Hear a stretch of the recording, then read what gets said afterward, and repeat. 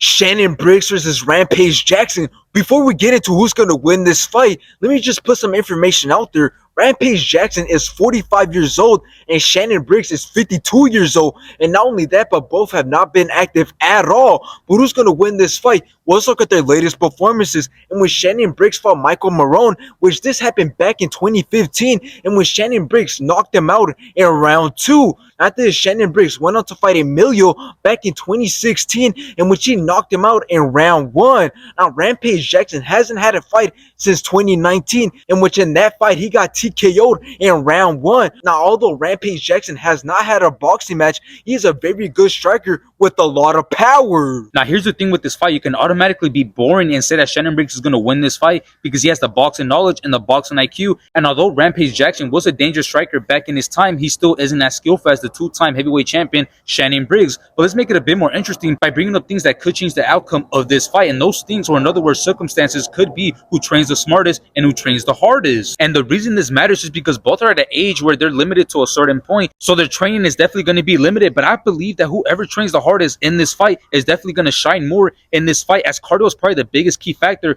in this fight. But the other thing that can make a huge difference in this fight is whoever lands the big money shot, because let's be honest, they're both heavyweights, so both of them have the power to knock each other out. It just depends, and it's going to come down to whoever lands that lucky shot. But in the end, my prediction is that if Shannon Briggs is able to train the right way to the point where he feels comfortable going all rounds, then I do believe that he'll be able to outbox Rampage Jackson. He might even be able to knock out Rampage Jackson.